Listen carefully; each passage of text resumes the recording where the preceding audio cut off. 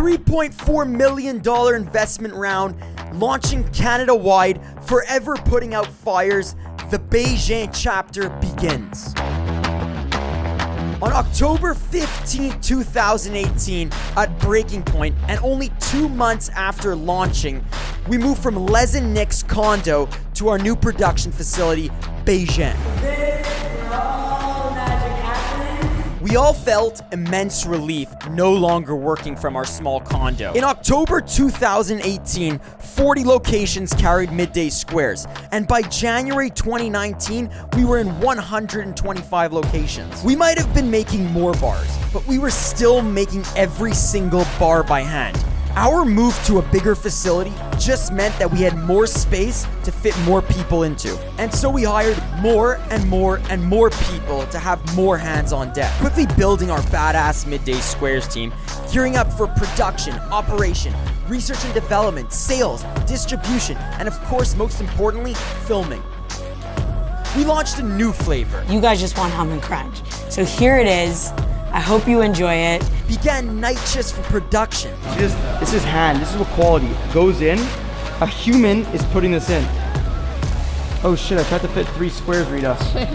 And went Canada-wide, selling nationally across the country from coast to coast. For a second there, we almost thought everything was going smoothly. But then, in early July 2019, things started going downhill. The back storage room started overheating, and our raw ingredients simply don't keep well in the heat. We were forced to move the entire supply of ingredients to the 2 front rooms in our office space and blast the air conditioning to keep them cool enough. And we can't put any product back here. That's why we had to move everything to the front office. And so in the span of one day, Beijing went from being our new big fancy facility to a small and cramped prison, forcing 4 people to a room. We're just so turned off by this space because it's so crowded. And exiling both Nick and Les to the hallway where they would have to take up office. Then came the mold in the ceiling, stopping production immediately. The whole team, including our front office, is now in production, helping out as much as we can because we are not doing production tomorrow and Friday. After which, the fucking fridge stopped working. Not good at all. Nick, Les, and I had to pull an all-nighter, watching the fridge to make sure it kept working throughout the night. Why is your poem after poem? Summer, man. Man, I come back from Toronto and it's just fucking... It's horrible, man. Followed shortly by the coconut sugar crisis, where we had to shut down production because we ran out of coconut sugar. Les spent all day milling regular coconut sugar to get the grain down to the right fineness. I'm gonna make this work today. I have no other choice. Because, well, that's what we do here at Midday Squares. Shit comes up and we deal with it. We put out fires. Then, on July 13th, 2019, one of our employees, Stan, died in a tragic accident. This is Stan the Man.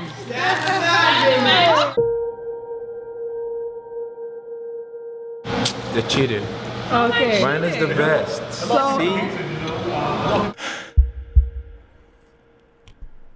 Midday Squares is its people, its team. So losing one of ours is a pain we've all had to carry forward in our own way. Heartbroken, we wanted to stop everything and walk away.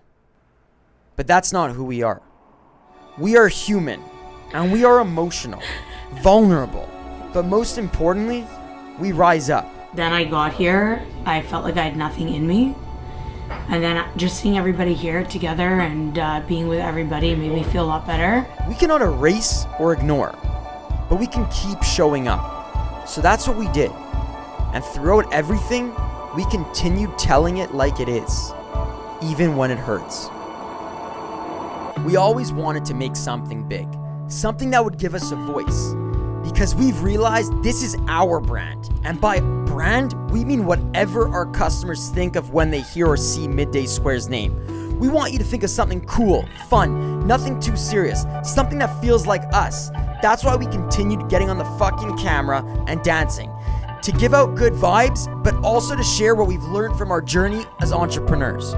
In October of 2019, we officially closed our first round of financing, raising a total of $3.4 million of strategic investments.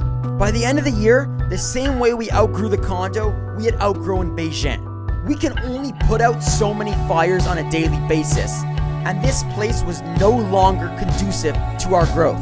We got ourselves to where we are here, and this was the only building that was doable in terms of rent and space at the time. And we finally had the capital to sign a new lease, getting us the fuck out of our 2 cramped office rooms, away from the mold, the leaks, the constant arguing, and the complete lack of personal space. The madness has not stopped once since Midday Squares launched.